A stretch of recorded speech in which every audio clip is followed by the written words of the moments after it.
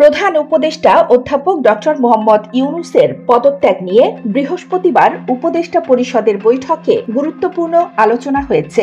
এদিন বেলা 11টায় তেজগাঁওয়ে প্রধান উপদেষ্টার কার্যালয়ে এই বৈঠক অনুষ্ঠিত হয়। বৈঠকে উপস্থিত ছিলেন 3 জন উপদেষ্টা, প্রধান উপদেষ্টার 2 জন কর্মকর্তা এবং কয়েকজন ছাত্রনেতা।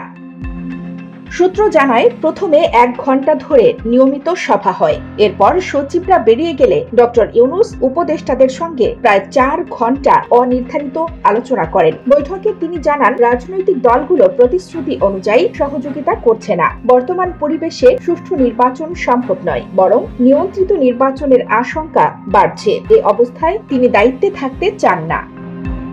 বিকেল থেকেই তার পদত্যাগের গুঞ্জন ছড়িয়ে পড়ে। বিকেল 4টায় বিএনপি এক সংবাদ সম্মেলনে নির্বাচনের রোডম্যাপ প্রকাশের দাবি জানায় এবং সতর্ক করে, তা না হলে সরকারকে সহযোগিতা করা সম্ভব হবে না। এরপর জামাতে ইসলামী দল সর্বদলীয় সভার আহ্বান জানায়। সন্ধ্যায় জাতীয় নাগরিক পার্টি এনসিপির আহ্বায়ক নাহিদ ইসলাম এবং মুখ্য সমন্বয়কারী নাসির উদ্দিন পাটোয়ারি যমুনায় ডক্টর ইউনূসের সঙ্গে সাক্ষাৎ করেন। উপদেষ্টা মাহফুজ আলম ও আসিফ মাহমুদ সজীব ভুঁইয়াও তার সঙ্গে দেখা করেন বলে জানা গেছে।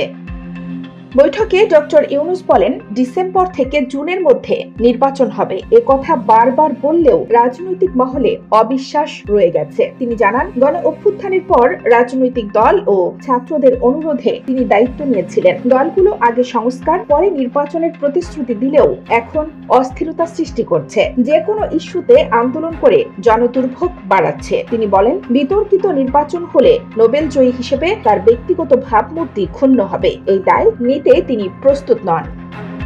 কানিজ ফাতেমা, নিপা, খবর সংযোগ।